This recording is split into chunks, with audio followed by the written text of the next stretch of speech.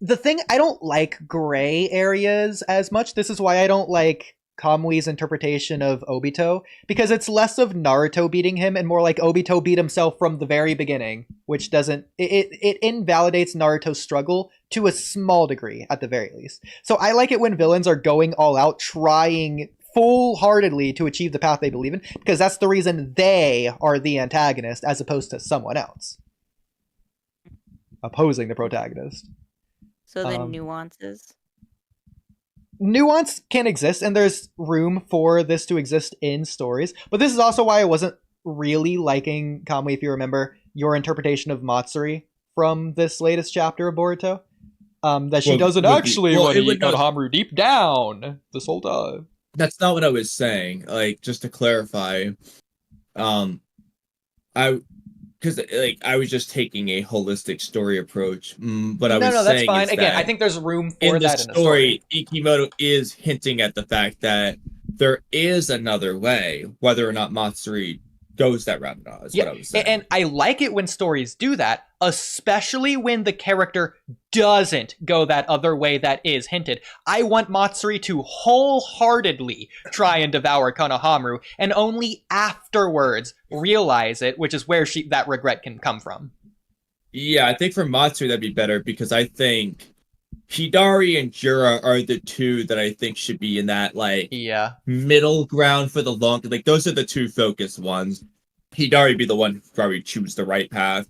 Jura should probably finish wrong, even if he realizes he's wrong in the end. But, yeah, Matsuri, I agree. It would be better if she is regretting it. Like, Mamushi could devour the target, no regrets, and whatever. Matsuri could do it and have regrets, kind of thing. I think that would work pretty well. Exactly. It's the two different types of stories, in my opinion. I think these are completely two different types of stories as a concept to write in general. I probably personally prefer one over the other, the obvious one that I'm going for here. But just as another example... You kind of like that tragedy type of thing. Well, I like it when there is a blatant misunderstanding, which leads two sides to oppose each other as hard as they can. And whoever is right, based on what message the author is trying to convey, is going to be the winner. Not because the other side does anything, but because going against them full force against one another, one side is going to come out. It's like, not a rock versus a hard place. What is it? Like the infinite moving versus the staying place infinite thing? What is it? I don't know what you're trying to say there. Anyways, it's two forces as strong as they possibly could be, because they are the embodiment of that ideal itself, which is why we're watching them as the protagonist and the opposing force as the antagonist, why we're seeing them clash. An example of this, because I was writing this in a script the other day, I'll keep this as brief as possible. Neji is an example of someone who is contradicted from the very beginning and an hypocrite, even though he's fighting like he's not, and Naruto has to beat him up to prove so. He doesn't beat Neji because Neji hesitates at any point, but Naruto asks him something because Neji's talking about Hinata and how she's suffering, blah, blah, blah. And then Naruto says to Neji, well, aren't you doing the same thing? Neji has no answer. He doesn't respond. He just glares at Naruto. Then, I think that's right before the 64 palms. Either way, just that as an example. No, that's after 64 palms. Okay, that's fine. Right before Naruto uses Kurama's chakra, basically. That's fine. Either way, that's just an example. So then you compare that, you juxtapose that to Nagato. Nagato's explaining his cycle of hatred, peace, war, etc., etc., his whole plan to Jiraiya.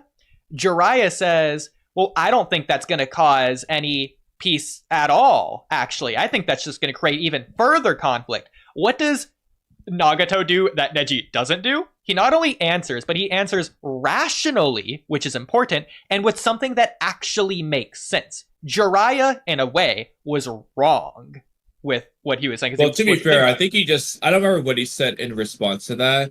I think he just said...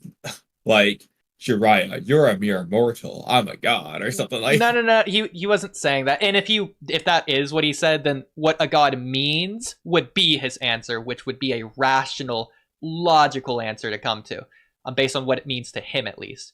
But again, Nagato is someone who, believed in what he's saying. He's a villain with a point, which I think is also another way to get to it. But even in the end, when he's believing in Naruto, that's not because he realized his way was wrong or anything.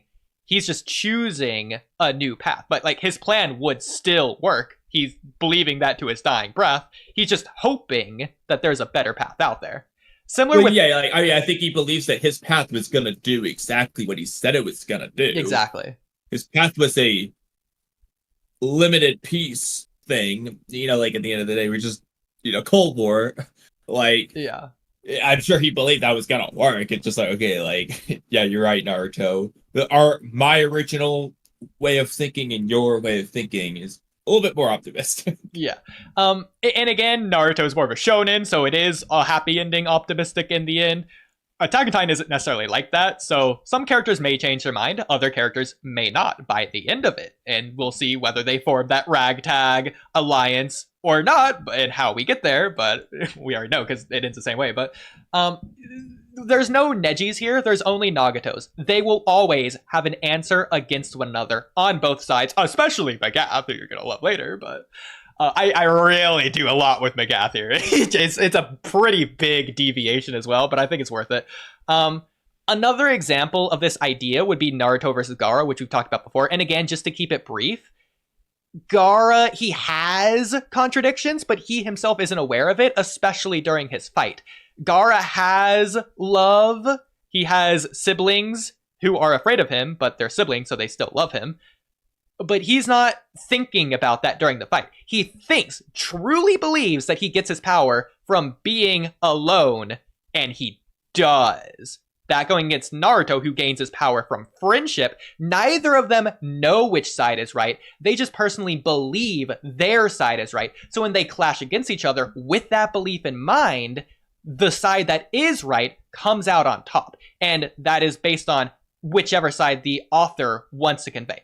The author wanted to convey that friendship gives more power than loneliness, thus Naruto won, which is the type of story that I prefer, as opposed to your interpretation of Obito, where it's less of a tug of war and more of Naruto was pulling as Obito was pulling, but also pushing the whole time. Part of the difference, though, is like, with like Neji and Gaara as example, especially Gaara, what you're describing, like, so what are they arguing about? What makes one truly strong? The winner of the fight just kind of does prove that point. What are Naruto and Obito discussing? Well, it's not about what makes a strong Hokage, what makes a strong world. It's what does it mean to be a Hokage? What is, like, is this world giving a blah, blah, blah, blah? Like, who is Obito? If Naruto beats Obito up in a fair and square, normal-ass fight like Gaara, that's not proving what a Hokage means. It's not proving who Obito... It has nothing to do with it. So, Kamui, I'll give you this. The Talk Jutsu is entirely the thing. There's a reason these two types of stories exist. And this is going to surprise you. I agree with you. Your interpretation of Obito is better narratively. It's way more significant. I just don't think that's what he was doing. I think Kishimoto accidentally made a mistake. I don't think so, but regardless, he always had an answer to everything. Just finish to finish the point. So with Obito, it's like, why is he losing? Well, you get into the whole who is Obito thing, and that's where he's faltering, because Obito isn't fully picking an Obito, essentially. It's like, oh, so he's kind of held back to an extent, because he's kind of torn in these two different directions, in a sense. And so if he's not giving us full ass, he's giving two half-ass cheeks at the same time. It's not the whole ass. You're like, so, sure. Yeah. Plays into him losing there. But anyway, okay, that's interesting that you're saying this, though, because like this whole time I didn't think you thought that was the better narrative. That's why I knew it'd surprise you, yeah.